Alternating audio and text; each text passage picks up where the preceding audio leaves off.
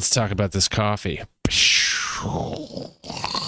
Variety. I've mentioned how much I love this place. They're not on the delivery service that we use, the Trade Coffee, but I don't even know if they deliver from their own websites or whatever. But anyway, if you live in New York or you know someone that lives here and you can have them ship it to you, it's worth it because they just are so consistent. They make such great medium to light, more on the light end of medium. So if you're doing like light and then medium and then dark, within the light medium range, they're towards the light, if that makes sense. So you wouldn't just be like they are pure light. No, there's some medium in there, but they're more light within light medium if you were to subdivide. Worst way to describe the range of coffee. But anyway, the Ethiopian is not focusing. There we go. And the Ethiopian's the best. Because I love Ethiopians, so I've decided it's their best coffee. And my decision is fact.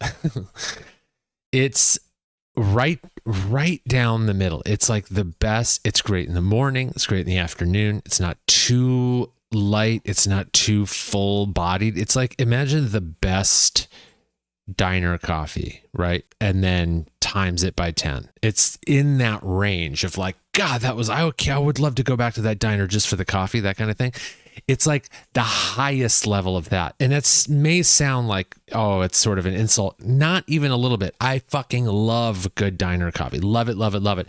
But no matter where the diner is, they can't really ever replicate it, But their Ethiopians are always the same, always great. And when you go in just to get a drip coffee, they have like a bunch of locations. There's like 7, maybe 8 of them by now in Brooklyn and Manhattan total. And their drip coffee tastes the same everywhere. I mean, they have nailed it. You don't go, oh, I'd rather go to the location in Bushwick because their drip's better. Nope. Anyone you walk into, the one in Chelsea, the one in Williamsburg, Upper East Side, it doesn't matter. They are all going to taste great. The espresso is more case by case who's pulling the shot, but still in the 80th percentile, you're like, I'm going to really enjoy the espresso.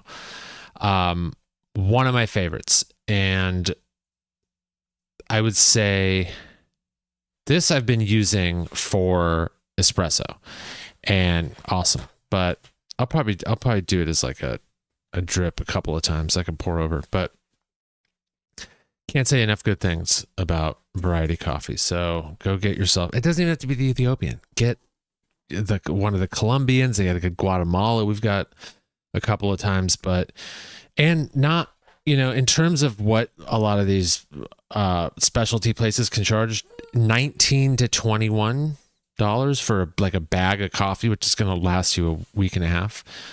Good. And I know for anyone who's like, oh, I get a pound of coffee for $9 from my grocery store or Whole Foods. Good for you. Enjoy your swill. There's a few things you pay a few extra bucks for because you know you're going to have it every day, maybe twice a day, and you want that feeling. You want to just enjoy it. All right. So it's worth a few extra bucks. And there's a few other things where you pay a little less because you don't care. So it just balances out. Anyway, Variety Coffee, good times. Go for it.